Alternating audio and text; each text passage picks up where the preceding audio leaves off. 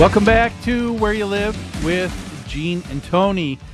We've begun our show with a little bit of a disagreement portion where we're allowing our listeners who have not appreciated some of the things that we've said over the last few weeks or few shows, and we want to make sure that we give fair time to their comments as well. Yep.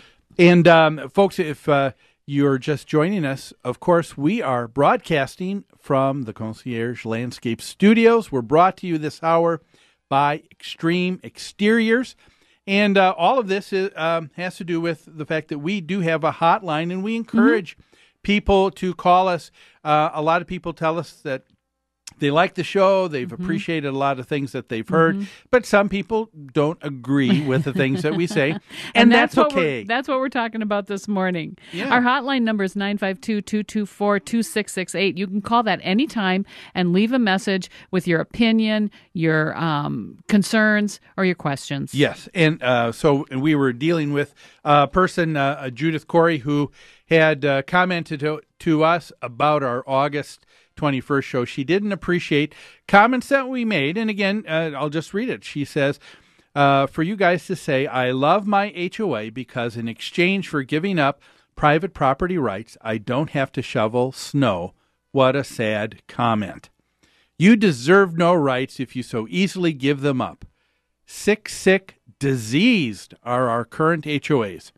And propagating this nonsense is doing no one any favors. The only cure is to establish specific guidelines and not leave any subjective decisions up to a bunch of ignorant neighbors who may be mean, vindictive, or just plain stupid. To start at the top of this Let's comment, that's how she interpreted what we were talking about that day. And what we said was, if you purchase a home within a homeowners association, you are giving up certain individual rights of owning real estate. Yes. We didn't make that up. That's not an interpretation of the situation. That's the way it is. Yes. That's exactly what the legal documents say. But you know what? That same thing happens anywhere anybody right. lives. That's right. You know what? I would love to have lived without clothes in South Minneapolis because I'm truly a nudist at heart, and I'm so PO'd that the city of Minneapolis didn't like that. Well, in order to live in South Minneapolis, among other people, I have to be clothed, correct? That's right. Well, it's kind of the same circumstance. To live in a homeowners association, you have to give up the right to put decorations on your lawn. Yeah. You have to give up the right to paint the house any color you want. You have to give up, if you lived in a freestanding single-family home, you would probably have those rights. But and I think Judith's point was, I think she thought we might have been flippant in saying that, hey, who cares about all these other things as long as we get our snow shoveled, you know? A lot of people care about giving up those rights. I know. I'm answering her. A lot of people care about that. So you know what? They don't purchase a home in a homeowners association because they don't want to give up those rights. And that is a perfect example of what your right is. You can vote with your feet. You can sell. You can walk away. You can never buy a home in a homeowners association. I think the point here is that all life is about trade-offs. Well, of course it is. And everything you do. You give your time to an employer. You work. You give some of your knowledge, your expertise, your time, in exchange for what? For money. That's right. That money then is used paycheck. to exchange for what? Other items that you want. Right. We're always trading off things that we have for things that we want. And if you live in a homeowners association, all we're saying is you're trading off maybe more self-directed control of your property for other benefits. But the point you need is, to know that before you go in. You had that power. You made that decision when you signed the papers. We didn't make that up. We didn't force that on you. The homeowners association didn't force that on you. You made the decision to give up your right to plant pink flamingos in your yard in order to get your snow shoveled. Yeah. It's as simple as that. Right. And people people by and large in homeowner associations are happy people. They are content with the way things are going. But we hear from the ones who aren't. We hear from the ones that are unhappy. Yeah. And it's hard to remember that this is a tiny minority, excuse me. Yeah, it's the 80-20 rule, right? Yeah, that's only right. 20% of the people take up 80% of our time. That's probably right, because of issues like that. We have to remember this is why we have a job too, probably. She also states the only cure to this diseased situation is to establish specific guidelines. Now, I wonder, is there something like that? Wouldn't it be nice if there were specifics in writing somewhere that a homeowners association could rely on to wait a minute. I think there is. Do you? I do. I do too. What are they? They are the governing documents. That's right. Every homeowner association has them. The problem is people don't want to obey. That's right. Those governing documents. That's right. These are the people who didn't read them prior to moving in and didn't think it was necessary for them to abide by them when they purchased the home. That's where the failure or the breakdown is. That's right. Not only does each homeowners association have a written specific set of guidelines, which is what Judith's asking for, the state of Minnesota has very specific legislation about how homeowners associations should be operated. So we've got legislation in writing. We've got governing documents in writing. Then you can elect your mean, vindictive, or just plain stupid neighbors to serve on the board, and they have some authority to pass rules and regulations specific to your community. What she said about, she made a statement. She said, and again, she's entitled to her opinion.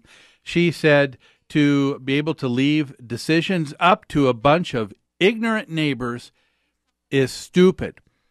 We leave that up to a lot of people all the time in city government. That's in right. State government. We elect our city council people. In federal government. That's right. And all of these people are someone's neighbors, people that run for office who not at one time or another, they don't have any experience. That's right.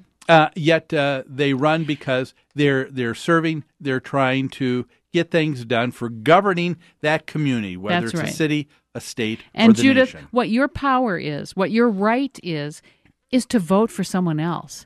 It's your right to put forth a different candidate, someone who better expresses your opinions. It's your right to run for the board of directors yourself and get on the board. It's your right to attend board meetings and attend annual meetings and express your opinion.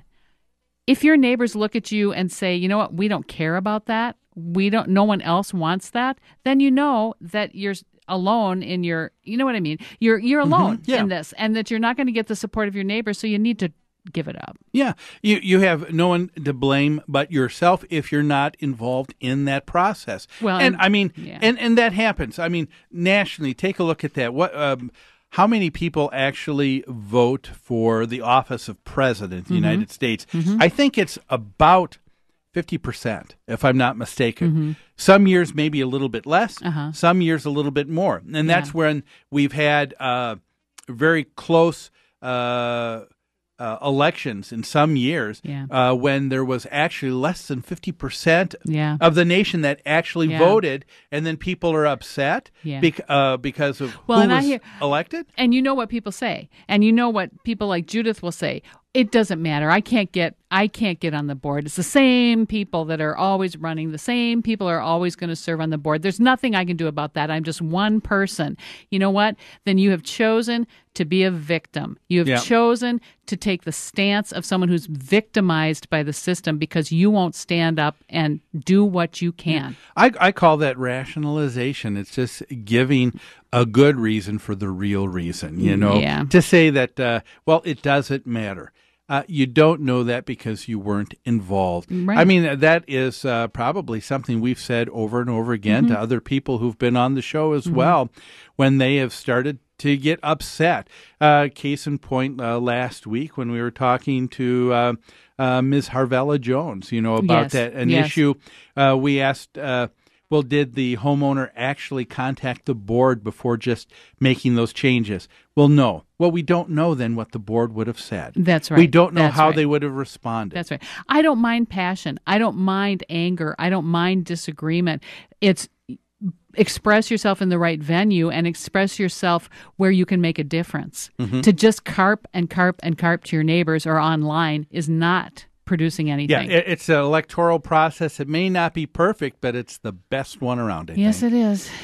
Anyway, those are our comments with other folks. I hope you don't listen to this if you are someone who disagrees with us and would be afraid to call in. We still would love to hear your comments. If absolutely. there's something wrong in our thinking or what we're saying, we'd love to hear it, because the only way for us to really understand things, I think, more clearly is to have this kind of discussion. So I do appreciate what Judith said. Do appreciate what Irene did in calling as well. Yep. But we still, I don't know that it's changed my mind right now. I'm sorry, it hasn't changed my mind as yet. Well, one thing that we do have to do right now, folks, is take a break. When we come back, we're going to be talking about the issue of dealing with that real strong personality, that individual who comes on